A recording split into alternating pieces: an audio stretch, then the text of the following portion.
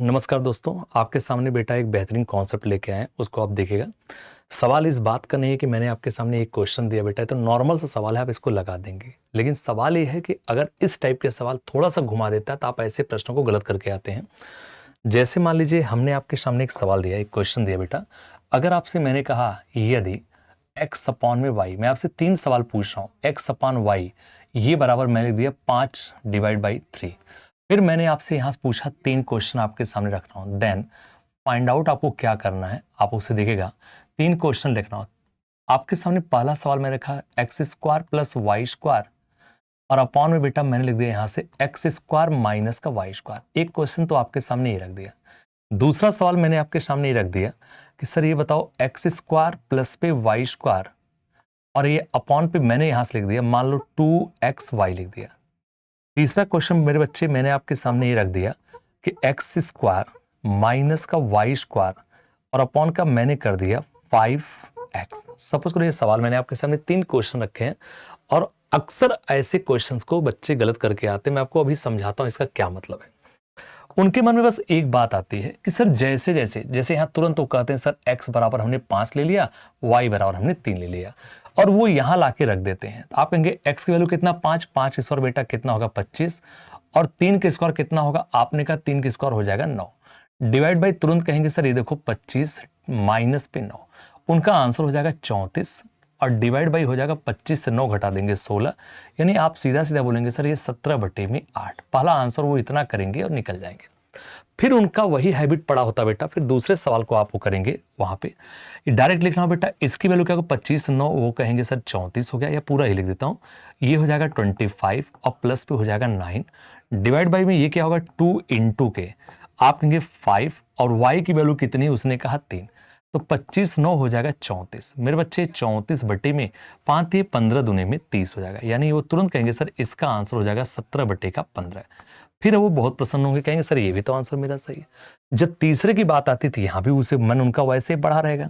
X square यानी 5 के square बेटा ये 25 हो जाएगा, माइनस में ये कर लेंगे 9, और बटे में ये हो जाएगा 5 इंटू का एक्स, एक्स मतलब कितना है तो उसने कहा 5, और आप कहेंगे 25 से 9 जाएगा तो आप बच्चे बोलेंगे 16/25। और मेरे बच्चे यहीं आके वो गलती करते हैं, यहीं वो गलती करते हैं, यहीं आके फंस जाते हैं। अब आप कहेंगे सर ये हम कैसे माने, तो मैंने कहा वेट करो। जैसे आपके सामने वैल्यू दिया गया है, तो मैंने पूछा सर ये बताओ, ये हमने के मान लिया, ये हमने के मान लिया बेटा, 5 के और 3 के मैंने उठा के इसके अंदर रखा, यही सवाल मैं अब लगा रहा हूं।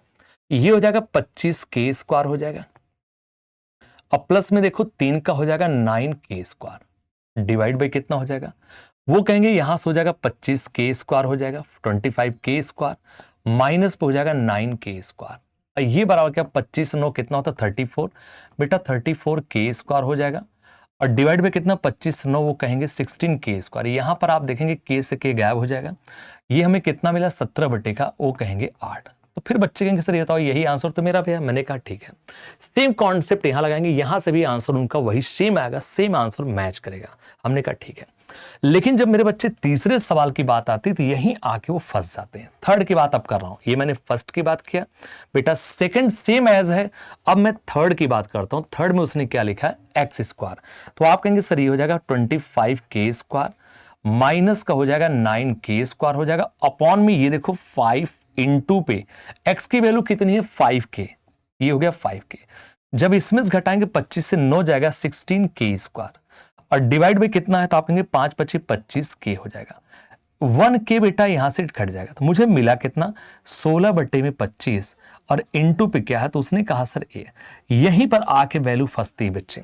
यहां के का मान जब तक आपको पता नहीं होगा तब तक आप इस प्रश्न का आंसर कभी नहीं निकाल सकते। तो इसलिए जब तक डिग्री समान ना हो बेटा, डिग्री मतलब होता है किसी भी पॉलिनोमियल का हाईएस्ट पावर, जो मैक्सिमम पावर होता है वो डिग्री होता है।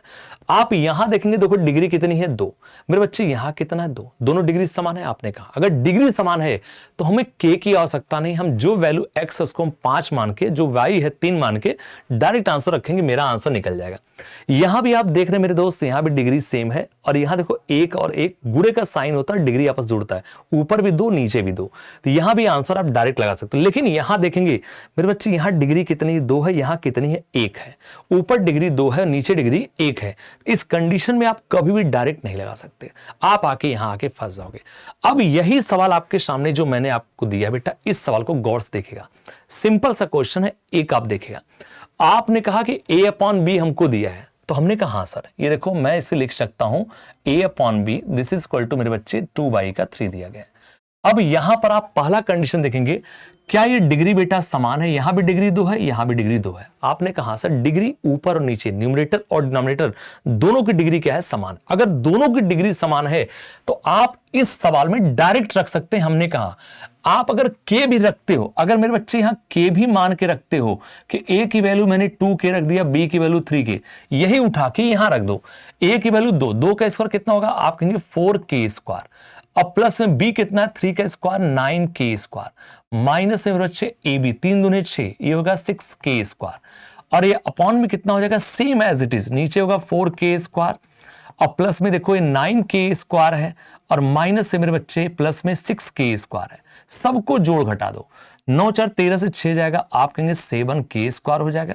डिवाइड में बच्चे यहां देखो 4 9 13, 13 6 कितना होगा 19k स्क्वायर। यहां देखो k स्क्वायर गायब हो गया, तो मेरा आंसर कितना हो गया, आप कहेंगे कितना हो गया, 9 4 13 और 6 19 हो जाएगा, 6 आएगा, 3 दूने 6, 13 और 6 कितना होगा 19, आप कहेंगे सर आंसर हो गया 7/19। लेकिन यही सवाल जब डिग्री बराबर है मेरे बच्चे, अगर डिग्री बराबर है ऊपर नीचे का, तो मुझे यहाँ k रखने की कोई आवश्यकता नहीं है। अब ये सवाल मैं डायरेक्ट उठा के रख सकता हूं। आपने कहा कैसे, तो मैंने कहा ऐसे, देखो a/b ये बराबर कितना है, तो उसने कहा 2/3 दिया है, तो मैं डायरेक्ट उठा रखता हूं, a की वैल्यू 2 रख लू, b की वैल्यू 3। कब, जब डिग्री समान हो। तो बेटा ये आंसर कितना होगा, 2 का स्क्वायर रखेंगे 4, 3 का स्क्वायर हो जाएगा 9, माइनस 3 दूने में 6, डिवाइड में बेटा ये हो जाएगा 4, प्लस पे हो जाएगा 9, अब प्लस पे हो जाएगा 6, 9 4 13 में से 6 जाएगा 7 हो जाएगा, डिवाइड में 9 4 13 और 6 कितना होगा 19, और हमारे प्रश्न का आंसर हम डायरेक्ट उठा के 7/19 लाके कर सकते हैं। मुझे उम्मीद है कि ये चीज आपको समझ में आई होगी। आप इस बात को कभी भी गलती मत करना मेरे बच्चे, ये जो मैंने आपको कॉन्सेप्ट बताया, डिग्री वाला कॉन्सेप्ट लेके चले हैं, इस कॉन्सेप्ट से आपके ट्रिग्नोमेट्री में भी सवाल आते हैं, इस कॉन्सेप्ट बेटा अलजेब्रा में भी आते हैं, इस कॉन्सेप्ट पर रेशियो में भी सवाल आते हैं, और तीनों एक है। तो अगर आपको समझ में आया चीजों को, तो ऐसी गलती दोबारा कभी मत करना।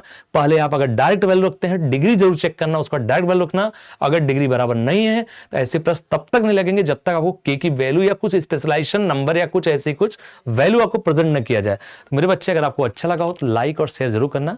Thank you, bye bye.